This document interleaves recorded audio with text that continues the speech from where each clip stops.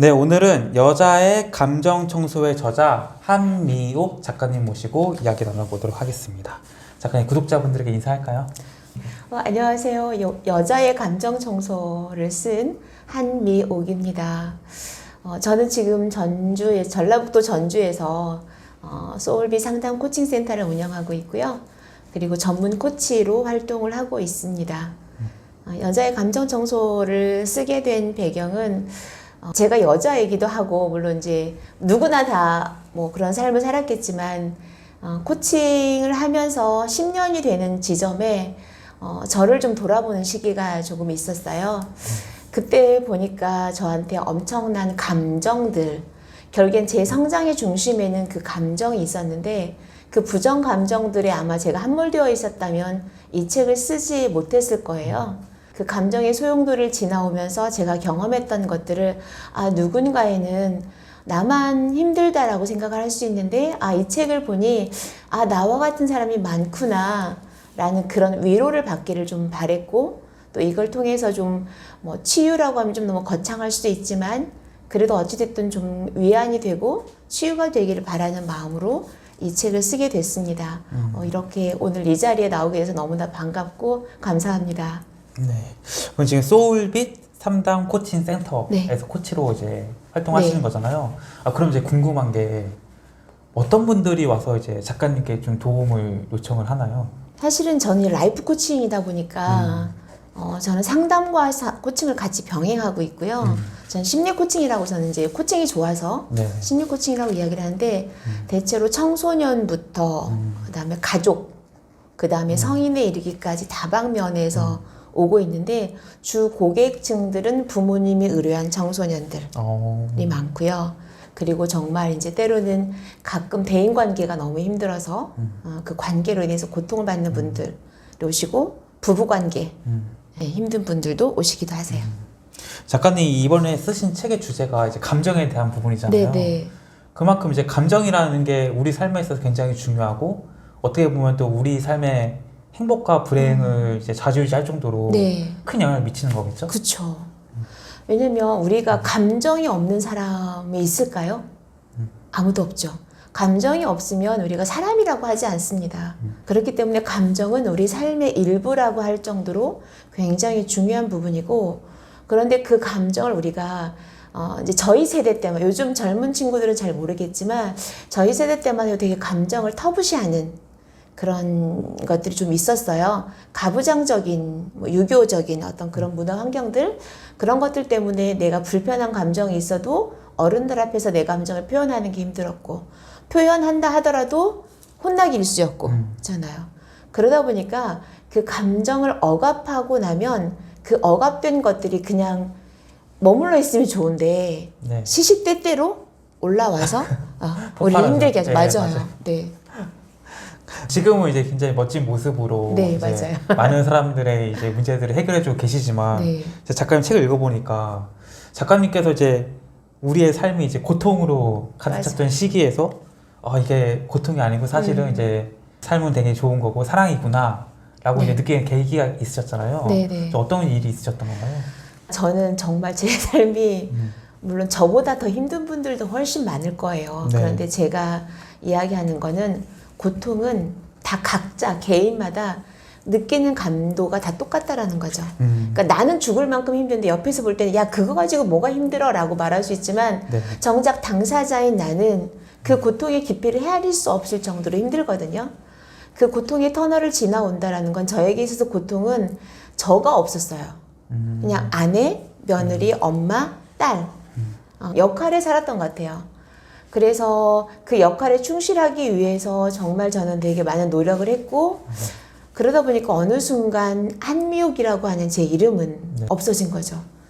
그래서 그걸 제가 느꼈던 시기가 결혼하고 나서요. 결혼하기 전에는 이제 저도 유치원 선생님이었었고, 아이들과 정말 잘 지냈고, 그리고 나름 괜찮은 선생님으로 평이 나 있었는데, 결혼하고 나서 이제 남편이 되게 어렵게 일을 시작하다 보니까 제가 도와줄 수밖에 없었고, 근데 또 남편은 전문직인데 저는 이제 전문직이 아니다 보니 항상 그 비교되는 상황 가운데 있었고, 그리고 또 사람들이 오면 항상 저에게 이제 그 자격이 있느냐 물어보잖아요. 아니 그냥 진짜 아무것도 아닌데 그런 것들이 계속 지나면서 내가 왜 여기 있지? 나는 누구지? 정말 여기서 벗어나고 싶다라는 생각을 굉장히 많이 했던 것 같아요. 그 시기가 한 16년, 17년 정도가 됐던 것 같은데 그 시기를 지나오면서 제가 정말 여기에서 벗어나고 싶다라는 말을 남편에게 무수히 숱하게 뱉어냈었어요. 근데 이제 남편 혼자서는 할 수 없는 일이다 보니까 어찌됐든 또 제 성향이 또 이렇게 싹싹하기도 하고 친절하기도 하고 제 자랑 같네요. 그러다 보니까 이제 오는 고객분들을 잘 이제 대응하고 또 남편은 완전 이과 성향이에요. 그러다 보니까 그게 좀 익숙하지 않고 그러다 보니까 제가 좀 많이 도움이 필요했던 상황이어서 저를 붙들어줄 수밖에 없었고 물론 그 상황적인 것은 이해는 하지만 그걸 이해하니까 그 이해가 너무 깊이 가니까 네. 내가 벗어나올 수 없는 거예요. 그 상황에서 벗어나면 안 된다. 내가 정말 나가고 싶지만 여기 남편을 도와줘야 된다라고 하는 그 책임감이 계속 있었고 그러다 보니까 이제 감정이 공감받지 못하고 또 이제 뭐 저희 책에 보면 나오겠지만 좀 자존심도 있잖아요. 솔직히 네. 그 시골에 가면 우리 미국이 결혼을 잘했대. 아이고 남편 잘 만나서 네. 막 그런 이야기를 들으면 그래서 저 힘들어요 라는 말 저도 못하잖아요. 못하죠. 네. 그러다 보니까 이제 네 감사합니다 인사는 했지만 제 마음 한구석에는 이게 정말 너무 힘들다. 그런 시간들을 버텨오는 과정들이 있었고 제가 고통이라고 했던 거는 결국에는 저가 없었던 것 같아요. 저로 살지 못했던 그 삶들이 저에게 너무나 고통스러웠고 그런 고통의 터널을 건너오는 중에서 이제 제가 정말 3시간의 통곡이라고 하는 제 첫 장에 나와 있는 그 제목이 있는데요. 네. 갑자기 터져나온 그 울음으로 인해서 알 수도 없는 정말 저도 몰라서 왜 내가 우는지 갑자기 울음이 복받쳐 오기 시작하는데 남편과 아이들이 와서 여보 왜 그래 엄마 왜 그래 무슨 일 있어라고 물어보지만 아무런 말도 할 수가 없었고 그냥 울었어요. 그냥. 그러니까 결국엔 지친 가족들은 이제 문을 닫고 나가고 혼자 이제 한 서너 시간을 울었던 것 같아요. 진짜 꺼이꺼이. 네. 예.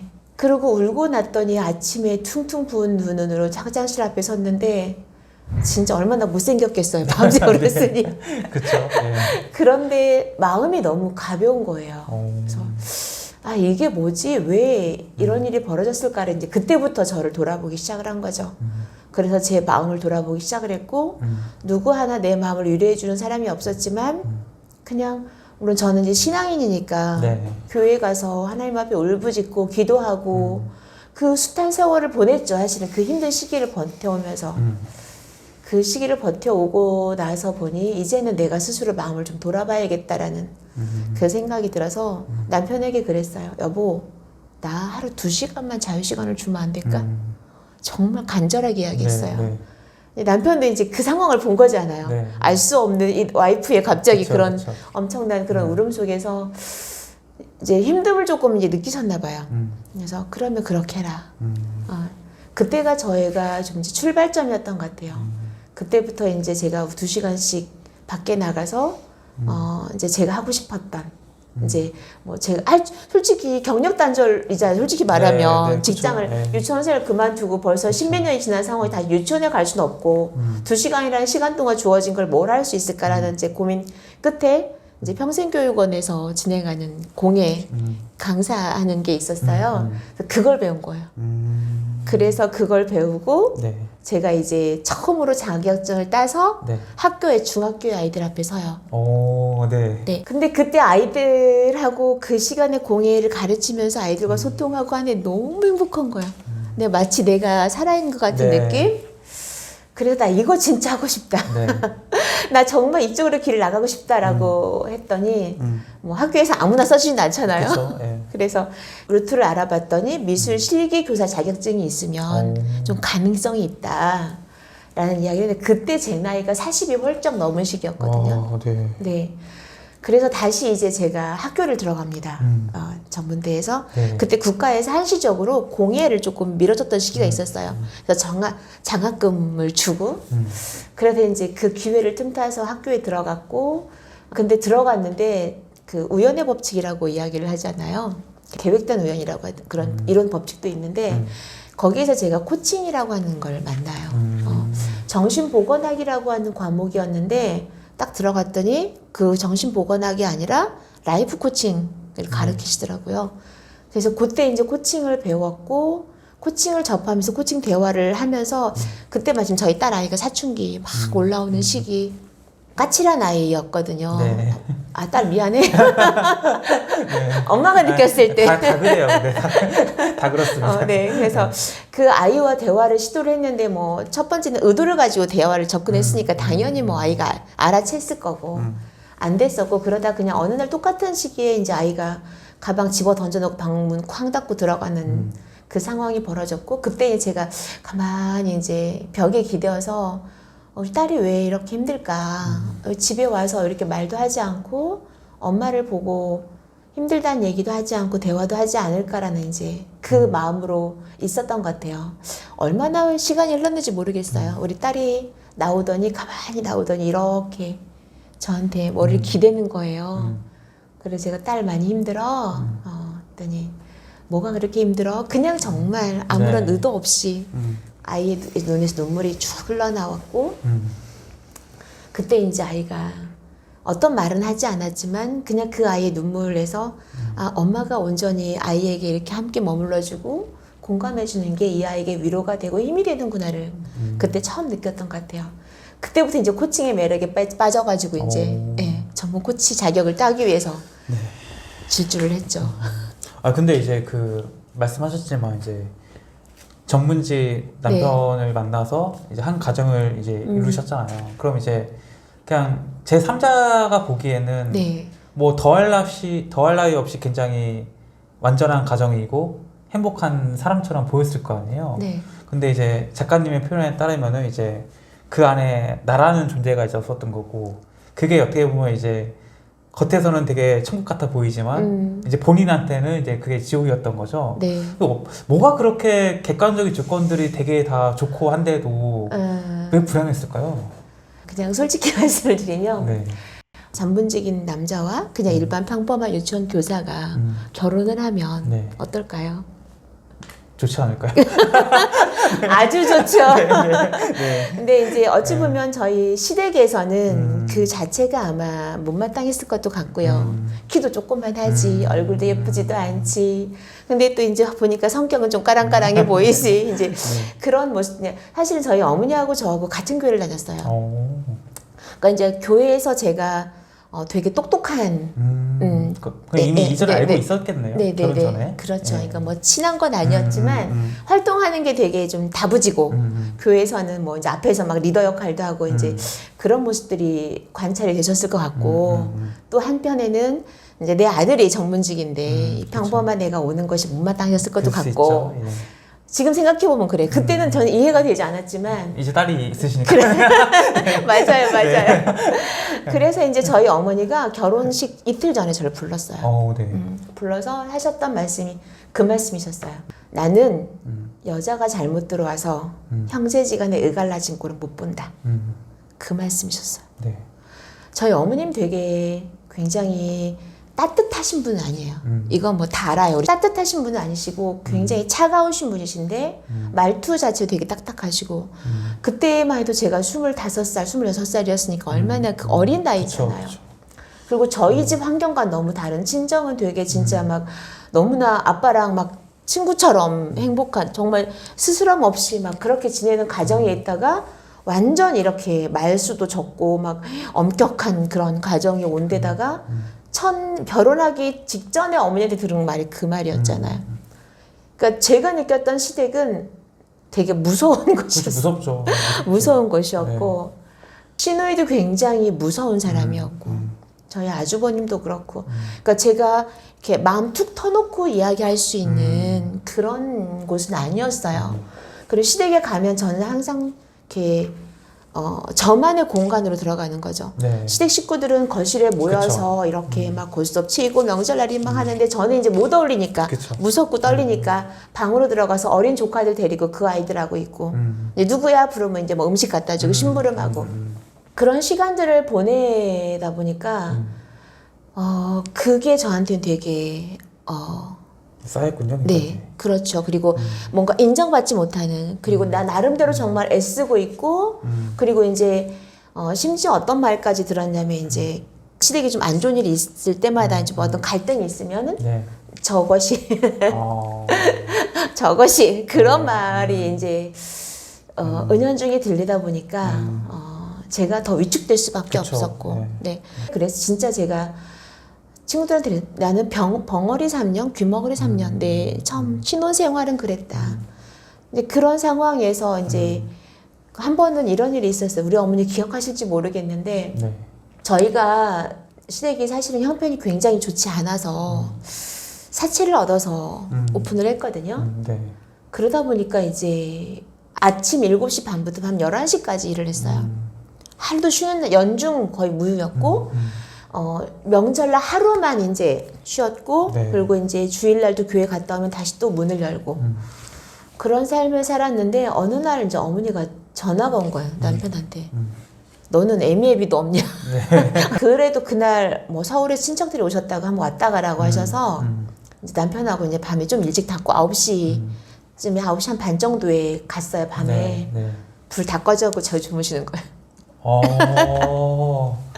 간다고 얘기를 했는데도. 네, 이제 오라고 했으니까, 아. 그래서 가겠다고 했는데, 야. 이제 까마득하게 잊어버리고 이제 연세가 있으시니까 주무신 거죠. 이제 그런 일들이 있다 보니까, 굉장히 좀 그런 삶을 살았었고, 그리고 친정엄마도 이제 보면 그렇잖아요. 딸이 결혼해서 힘들면 엄마한테 전화해서, 그쵸. 엄마 나 힘들어, 막 네. 그런 이야기를 하는데, 네.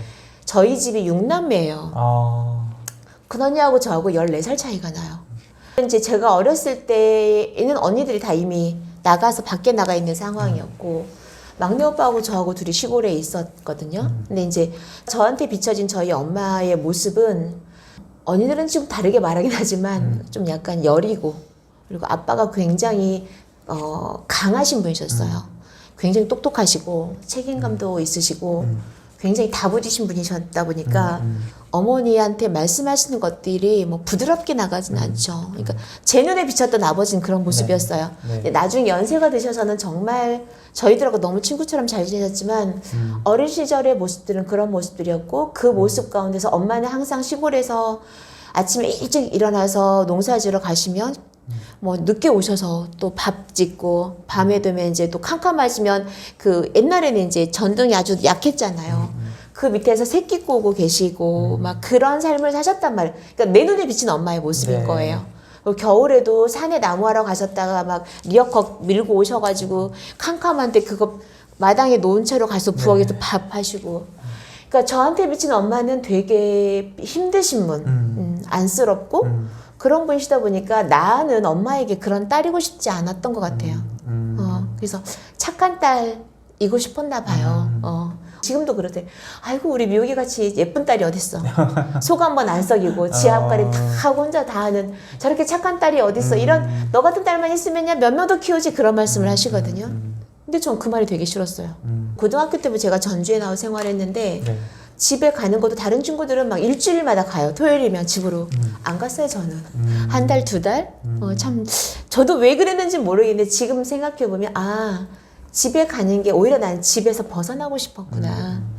그래서 그냥 집에 가지 않고 그냥 전주에서 교회 다니면서 그러고 싶었구나.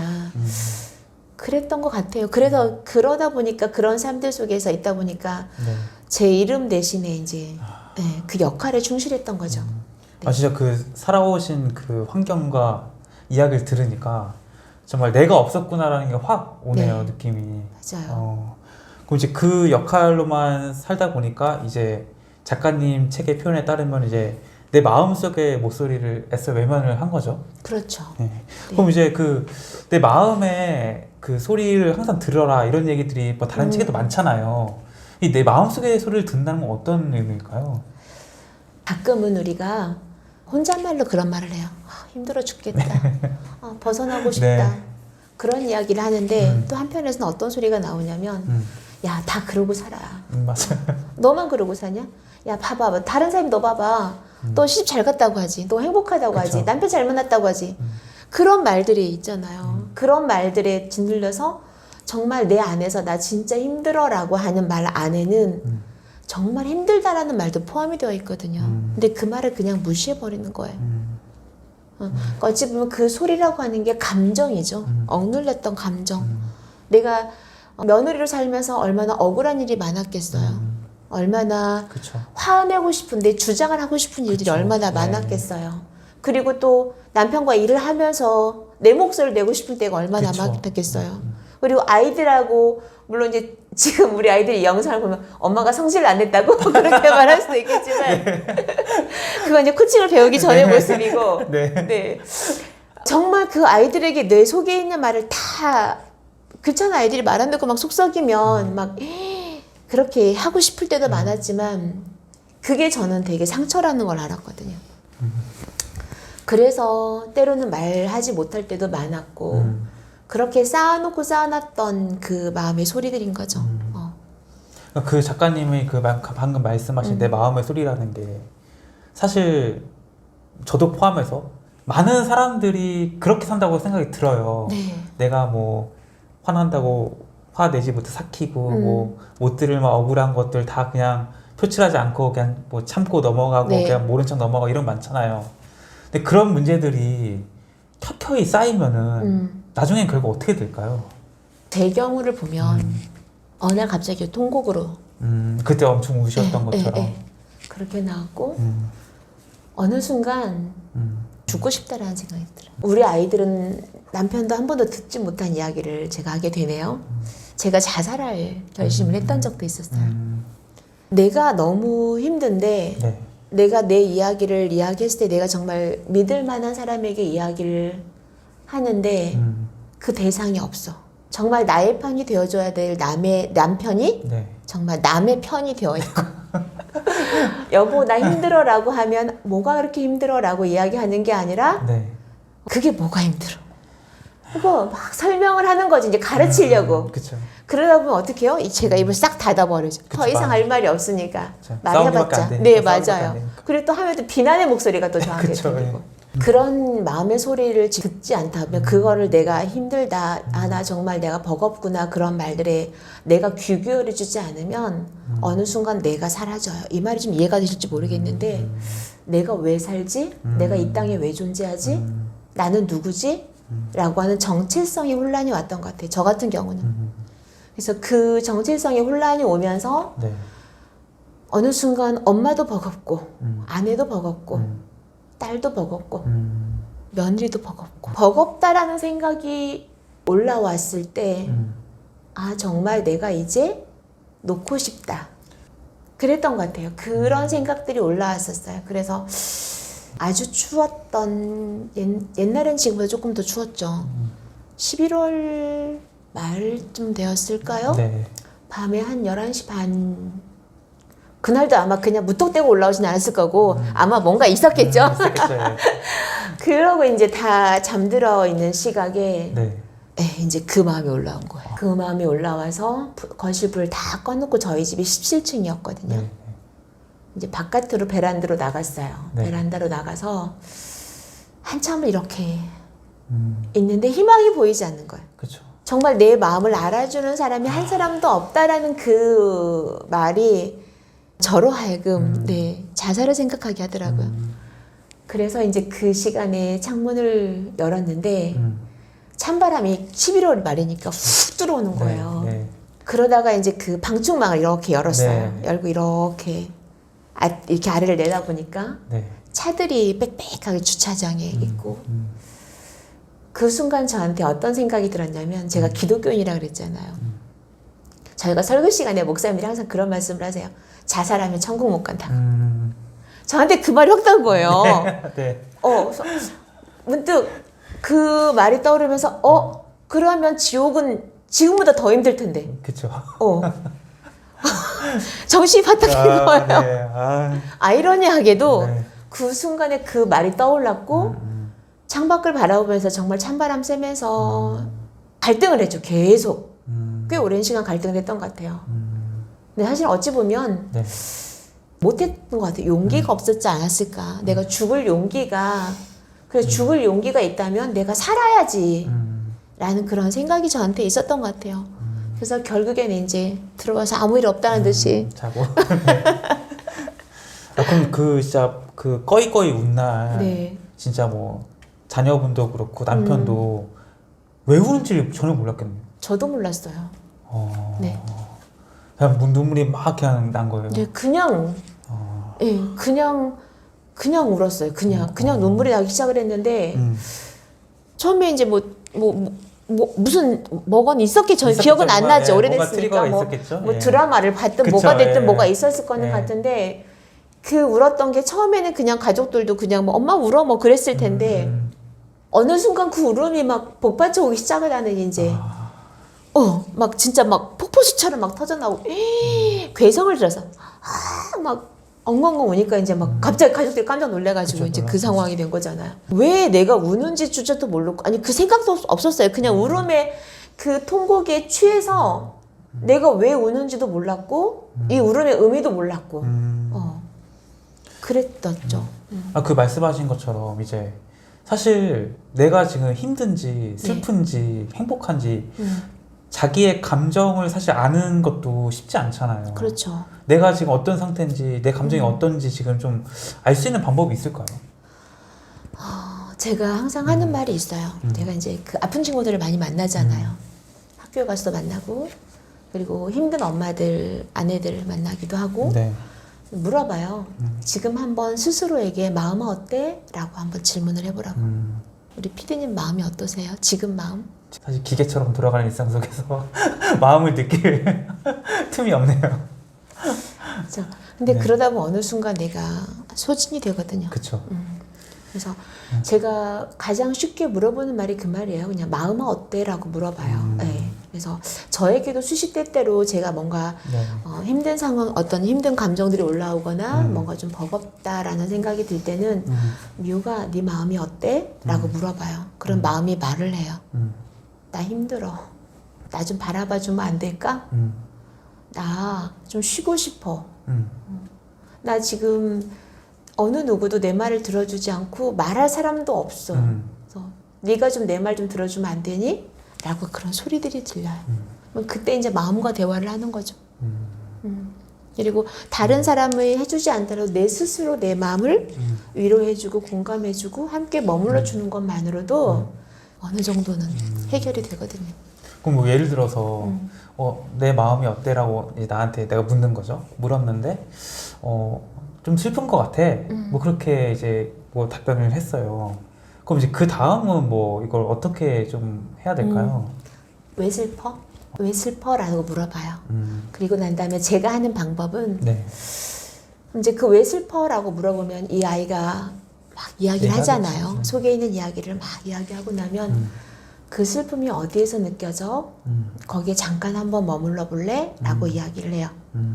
그러고 나면 그 슬픔이 때로는 가슴에서 느껴지기도 하고 때로는 머리에서 느껴지기도 하고 때로는 잔잔하게 손에서 느껴지기도 하고 이게 좀 예민한 감각들을 가지신 분들이 조금 있기도 하지만 무덤덤한 분들도 있거든요. 근데 이거 조금 약간 훈련이 필요하긴 한데 그래서 그냥 거기에 한번 그 슬픔에 잠깐 한번 머물러 볼래? 그 슬픔을 잠깐 한번 바라봐. 그러면 그 슬픔이 답을 해줘요. 그 책에서 이제 감정은 온전히 내 몫이다 네. 라는 말을 써주셨는데 이 말은 어떤 의미일까요? 우리가 요즘 그 간혹 가다가 TV를 보거나 그러면 뭐 말도 안 되는 사건들이 벌어지잖아. 뭐 예를 들면 묻지마 복귀하나 뭐 그런 사회적 그런 이슈들이 있었을 때 그 사람들의 감정은 누구의 몫일까요? 내 감정이잖아요. 그쵸. 근데 상대방에게 그 감정을 표출하는 거잖아요. 그리고 어떻게 해요? 내 감정이 화가 나는 감정이 있어? 그러면 이 화나라는 감정은 나 화나라고 말해주면 좋은데 어떻게 해요? 욕을 하거나 소리를 지르거나 물건을 던지거나 그러다 보면 그 감정이 화라는 감정에 시작했지만 분노를 변질 되죠. 그 분노가 변질되면 어떻게 돼요? 다른 사람에게 피해를 주는 상황들이 발생이 돼요.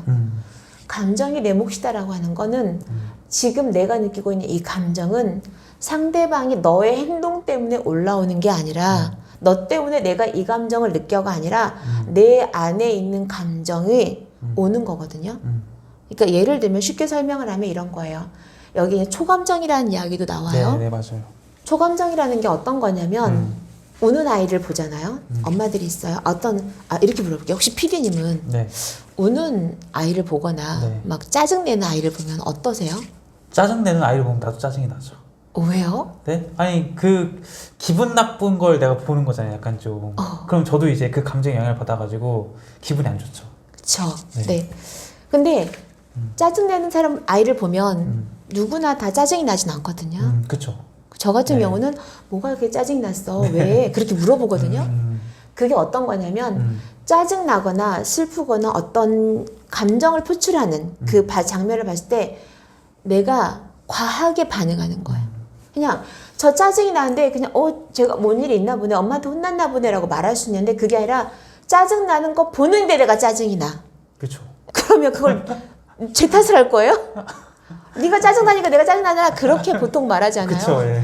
그게 아니라 그 짜증 나는 이면에는 내 안의 감정, 그러니까 어린 시절부터 내가 경험했던, 유아기 시절부터 경험했던 인정받지 못하고 존중받지 못했던 그런 감정들이 내 안에 남아있는 것들이 그 모습을 보는 순간 이게 시너지가 나는 거죠. 더 크게 느껴지는 거거든요.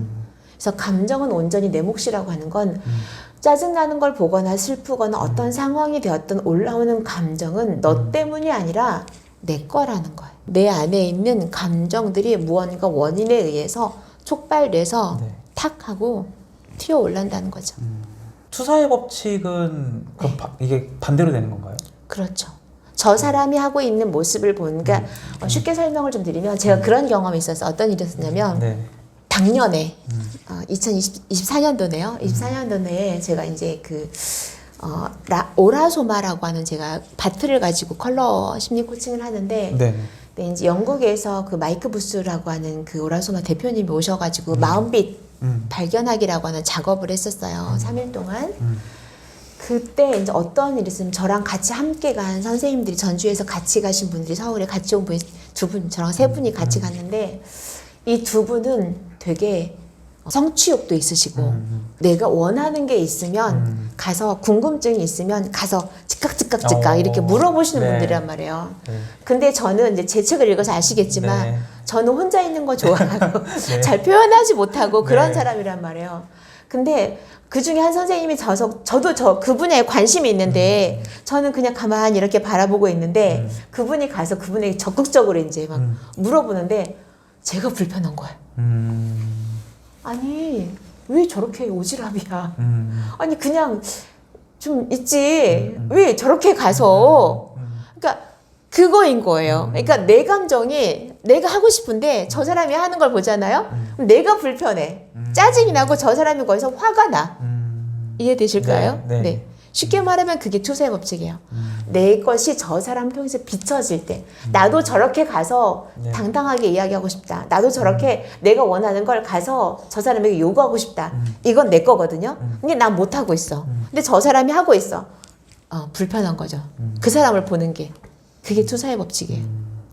그럼 이게 투사의 법칙이라는 게 그러면은 이거를 내가 하고 싶은데 못한다는 그 감정이 있어서 내가 불편해지는 건가요? 아니면은 이게 그냥 내 스스로 이게 해서 안 된다고 생각하는데 그걸 하니까 내가 불편해지는 건가요? 그 사람이 하고 있는 거죠. 나는 못하는데 네. 나 하고 싶은 마음이 너무 많아. 근데 저 사람이 해. 그러니까 쉽게 말하면 질투? 쉽게 얘기하면 질투라고도 표현을 할 수 있는데 질투와는 조금 다른 개념이에요. 그래서 그게 그 모습 이분이랑 나랑 너무 친하잖아요. 너무 친한데 미워져. 약간 이런 거네요. 예를 들어서 뭐 정말 잘생긴 남자애가 있어서 네. 이제 나랑 이제 내 친구가 이제 같이 있는데 네. 나는 저 남자 말도 걸어보고 연락처도 받고 싶은데 갑자기 내 친구 여자애가 막 가서 쪼르르 가가지고 막 뭐 되게 뭐 애교를 떠는 목소리로 막 하는 거만 꼴 보기 싫잖아요. 네. 약간 이런 게 투사의 법칙인가요? 그거하고는 조금 다를 좀 수 달라요? 있는데 네. 그리고 상담에서 보면 전이라는 말이 있어요. 그죠? 약간 좀 비슷하게 좀 설명을 드려보면 상담을 받는 중에 내가 어떤 미워하는 대상이 있어요. 예를 들면 우리 아빠에 대한 막 그런 게 있는데 상담자한테서 그 모습이 보여. 그러면 내가 화가 나는 거거든요. 네. 네.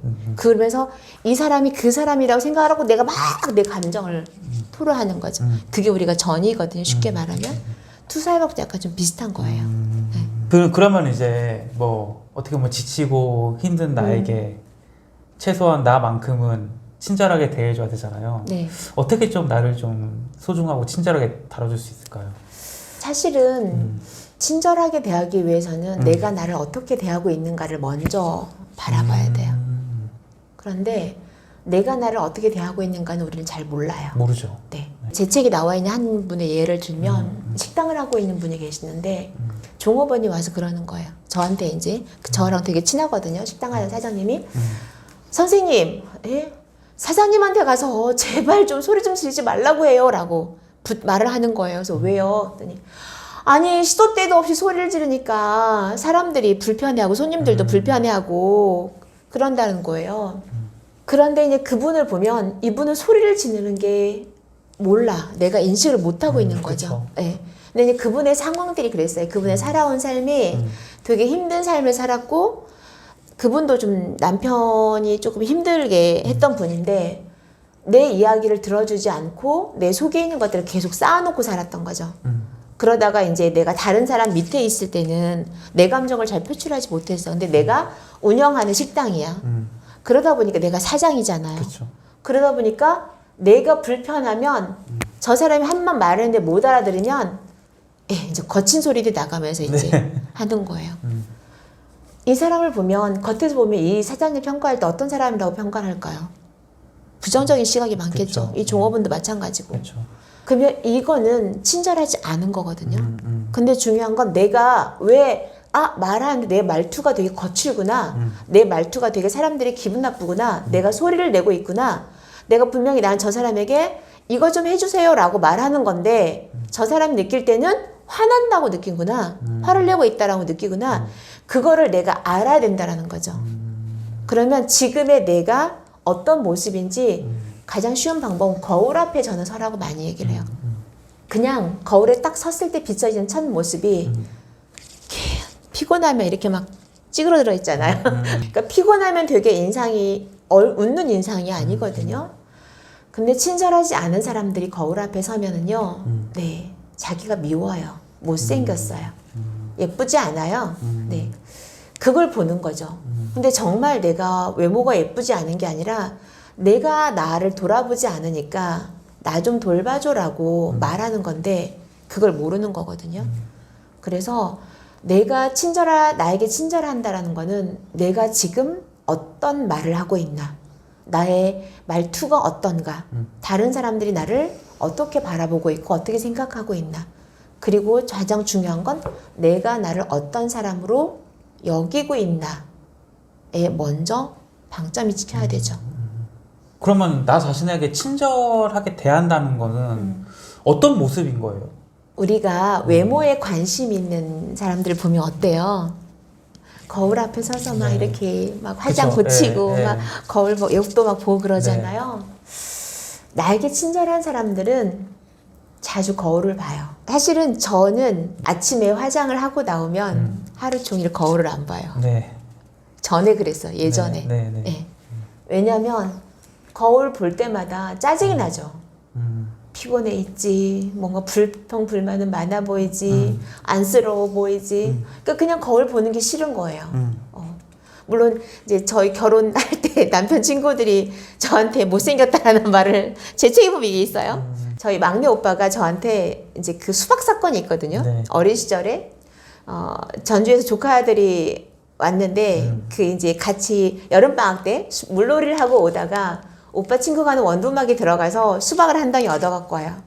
7월, 8월 한여름 땡볕에 지금은 조금 덜 덥죠. 그때는 완전히 시골은 막 그 바닥이 땡볕이면 엄청 달궈져 있거든요.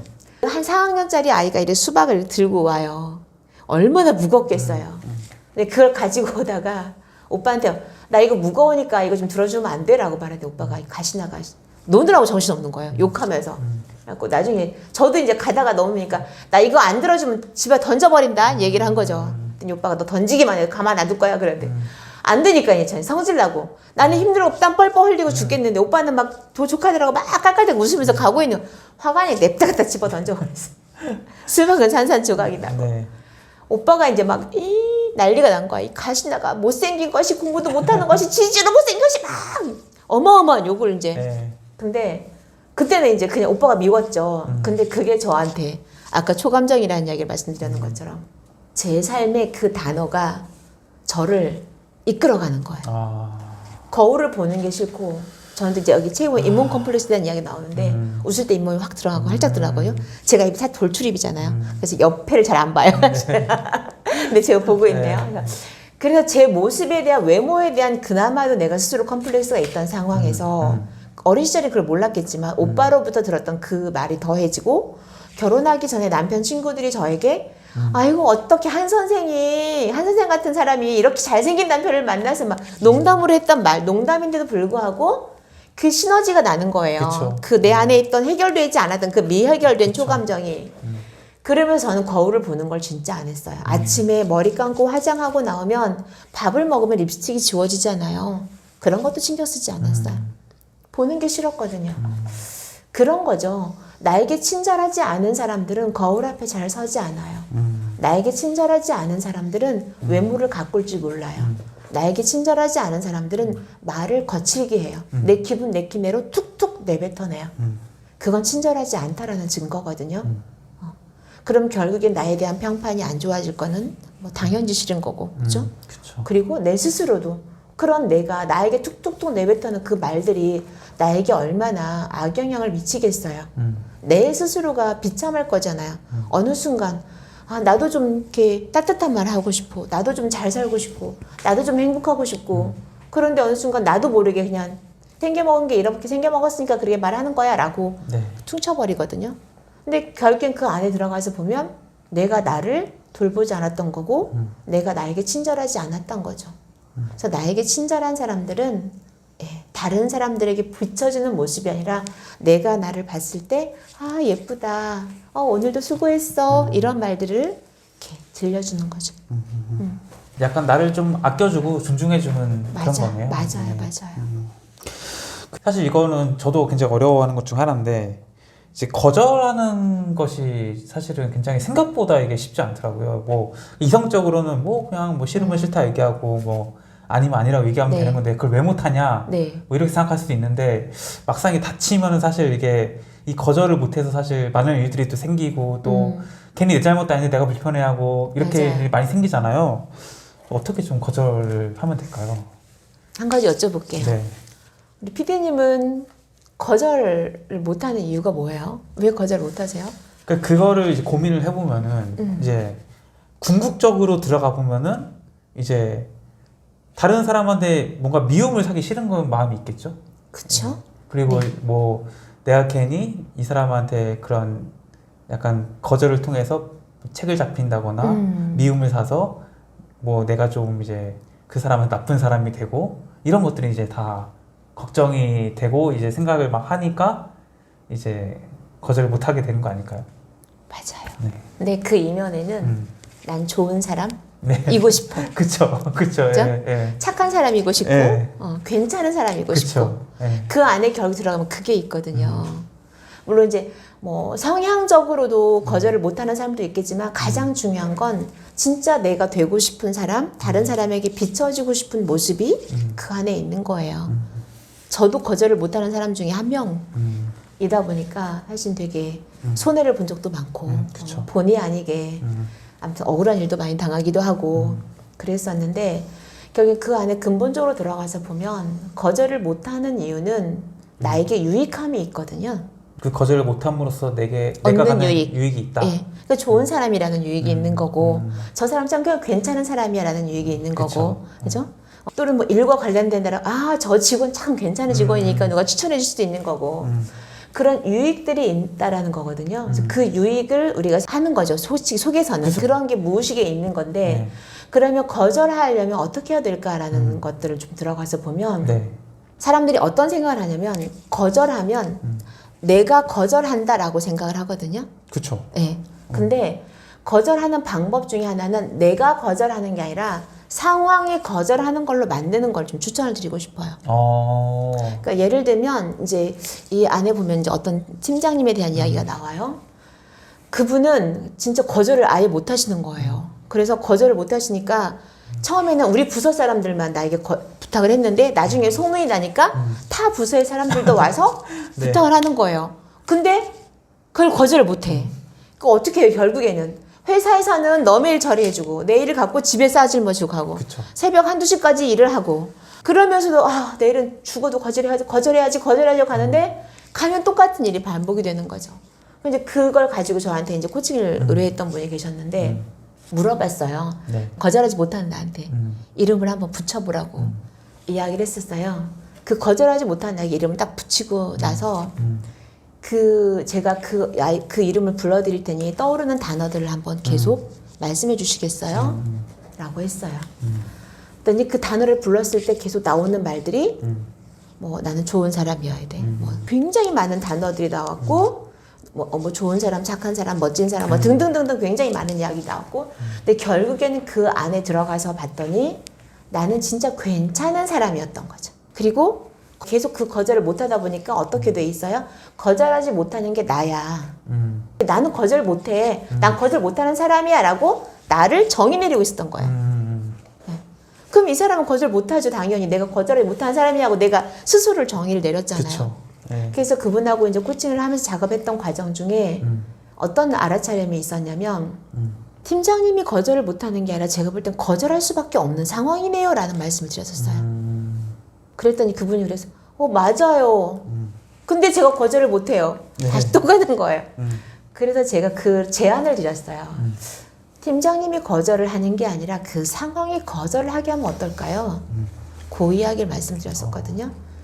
좋은 생각이다라고 이야기를 하셨어요. 그래서 거절하지 못하는 나가 아니라 지금 내가 처한 상황이 이 일이 우리 부서에서 지금 내가 해야 될 일이 우선순위입니다. 그래서 이 일을 처리하고 난 다음에 이걸 해드려도 될까요? 라고 말하는 연습을 한 거예요. 네.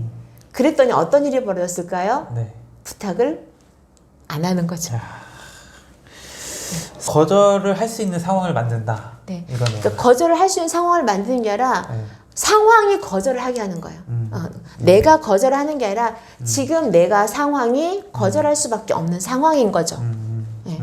그래서 상황이 거절하게 하라라고 말씀을 드렸었어요. 그래서 그분 지금 되게 잘하고 계세요. 네. 좋은데요. 괜찮네. 이 방법 좋은데. 내 마음에 부담도 없고 약간. 네, 맞아요. 네. 난 좋은 사람 이미지는 여전히 갖고 있는 거예요. 네. 나 정말 해주고 싶은데 네. 상황이 이렇게 돼서 내가 할 수가 없네. 그래서 이거 하고 나서 좀 해줘도 될까라고 하면 기다릴 수 있는 사람들은 기다리는 거고 급하면 자기가 하는 거잖아요. 네. 그 이제 작가님께서 이제 처음에 이제 작가님의 개인사를 말씀하시면서 이제 받았던 상처들 많이 말씀하셨잖아요. 사실 근데 작가님뿐만 아니라 사실은 아마 많은 사람들이 갖고 있을 거고 이제 그것을 뭐 말했느냐 말하지 않느냐 혹은 뭐 이걸 다 풀고 가느냐 품고 가느냐 뭐 이런 차이일 것 같은데 혹시 이제 그 수많은 상처를 아직 가슴속에 안고 살아가는 분들을 위해서 이 상처받는 감정들을 좀 다루는 법에 대해서 이야기해 주신다면은 상처받는 감정을 돌아보는 방법은 일단은 가장 첫 번째는 내 감정을 봐야 되겠죠. 그리고 우리가 대체적으로 그냥 되게 힘들면 힘들다라는 말로 퉁쳐요. 그쵸. 한마디로. 근데 그 힘들다라는 말 안에는 나 되게 고통스러워, 짜증나, 불편해, 슬퍼, 억울해, 당황스러워 뭐 굉장히 많은 감정들이 들어가 있거든요. 그 감정을 보는 거예요. 네. 이름을 붙이는 거죠. 내가 힘들다라고 하는 이 감정에 이름을 붙여보는 거예요. 힘들다라는 게 내가 저 사람이 나를 오해해서 억울해서 힘들어. 그쵸? 또는 때로는 나는 이렇게 하고 싶었는데 저 사람 내 말을 들어주지 않으니까 내가 답답해서 힘들어. 그런 말들 있잖아요. 그래서 지금 내가 느끼는 감정에 이름을 한번 붙여보는 거예요. 그리고 그 답답함이라는 감정이 원하는 욕구를 찾는 거예요. 답답함이라는 감정, 예를 들어 저 사람이 내 말을 들어주지 않으니까 답답해라는 말이 있다면 그 안에 어떤 욕구가 있을까요? 저 사람 내 말을 좀 들어줬으면 좋겠어. 인정해줬으면 좋겠어. 내 능력에 대해서 혹은 내 지금 처한 상황에 대해서 인정해주고 나를 공감해줬으면 좋겠어 라고 하는 욕구들이 있거든요. 그럼 그 욕구는 누구 거예요? 내 거예요. 그쵸. 욕구는요, 세상 모든 사람들이 다 가지고 있고 보편적인 욕구들이 다 있단 말이에요.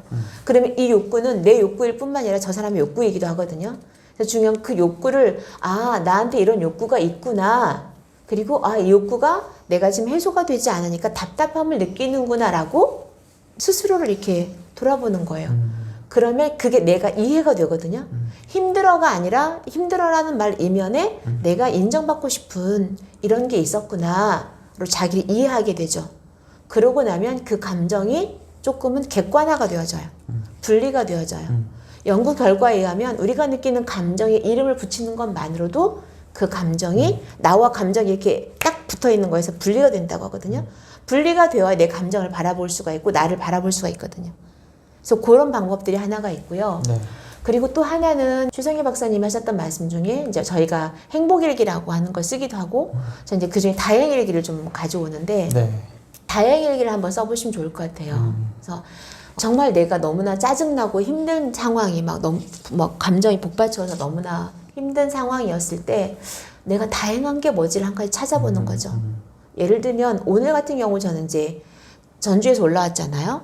그러면 이 올라오는 시간 동안 4시간이라는 시간을 차를 타고 오는 시간 동안에 차에서 얼마나 답답하고 힘들었겠어요. 그죠?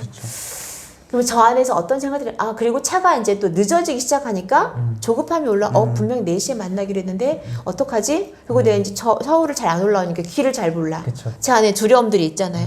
이 길을 잘 찾아갈 수 있을까? 계속 핸드폰 막 보고 그러고 있잖아요. 그런 상황이었을 때 내 안에 힘들다, 버겁다, 내가 왜 이걸 해가지고 여기 간다고 했을까? 막 그런 말이 올 수 있겠지만 그런 상황에 다행함을 찾는 거죠. 그래도 고속도로를 가는데 이 전용 차선이 있어서 이 길은 막히지 않으니 다행이네. 그리고 난 다음에 뭐뭐가 아니라 다행인 거예요. 내가 오늘 약속한 날짜에 4시에 가기로 했는데 이 시간대로 가면 늦지 않을 것 같아서 다행이네. 또 하나는 비록 뭐뭐라서 다행이거든요. 비록이라는 거는 지금보다 더 안 좋은 상황을 떠올리는 거예요. 비록 차가 고속버스가 이렇게 시간이 늦어지곤 있지만 네. 사고가 나지 않아서 다행이네. 이해되시죠? 그러면 이거를 우리의 삶으로 한번 적용을 해본다고 하면 네. 진짜 말을 안 듣는 아들이 있다고 봅시다. 네. 엄마한테 막 틱틱대고 대들고 엄마가 무슨 말하면 막 상심지를 켜고 대드는 아들이 네. 있다고 한번 볼게요. 자, 그런 상황에서 다행인 걸 찾는 거예요. 네. 자, 그런 상황일 때 건강해서 다행이다. 그 다음에 두 번째 뭐뭐가 아니라서 다행이다는 너가 엄마한테 성질을 부리지만 그래도 물건을 집어 던지거나 그런 과격한 행동을 하지 않아 다행이다. 비록이라고 하는 말은 비록 네가 엄마가 하는 말에 듣진 않고 토를 달고 대들긴 하지만 그래도 네가 어디 가서 교통사고 나지 않고 사고 치지 않아서 다행이다. 이렇게 가는 거죠. 이제 뭐 여러 가지 감정에 대한 얘기를 많이 해주셨는데, 네. 뭐 끝으로 이제 구독자분들에게 해주실 말씀 있으실까요? 우리가 힘들다라고 세상을 바라보면 힘든 일밖에 없어요. 그 힘든 일 가운데서도 다행한 일을 찾다 보면 네. 그 다행함이 어느 순간 감사가 되더라고요. 저 같은 경우엔. 제 삶이 고통이었다라고 하는 그 순간에서 제가 이제 지금은 삶은 사랑이다라는 바뀌었거든요. 제가 세상을 바라보는 시각이 사랑이고 내가 나를 바라보는 삶이 사랑이고 내가 우리 아이들을 바라보는 게 사랑이고 저에게 다 찾아오는 많은 분들을 바라보는 게 정말 그분들은 죽을 만큼 힘들어서 오지만 결국에는 내가 얼마나 소중한 사람인가를 일깨우고 나면 정말 사랑으로 바뀌거든요. 그래서 제가 말씀드리고 싶은 건 그런 거예요. 감정의 소용돌이 속에 휘말리고 있을 때 가장 첫 번째는 그 감정에서 빠져나오시는 거예요. 그리고 그 감정을 촉발했던 원인을 들어가서 보시는 거죠. 그리고 그 안에서 내 안에 욕구가 무엇인지를 발견하고 그 욕구를 가지고 있는 나가 이런 사람이구나라고 받아들이시면 되는 거죠. 그러면 이 세상은 살만한 것 같아요. 감정이 함몰되지만 않으면 되거든요. 그러기 위해서는 감정을 분리시키십시오. 그리고 힘들 때마다 마음아 어때? 라고 자기에게 질문을 던져보시면 좋겠습니다. 네. 그래서 오늘은 여자의 감정 청소의 저자 한미옥 작가님 모시고 이야기 나눠봤습니다. 오늘 좋은 말씀을 감사하고요. 네, 영상 봐주신 구독자분들도 고맙습니다. 감사합니다. 감사합니다.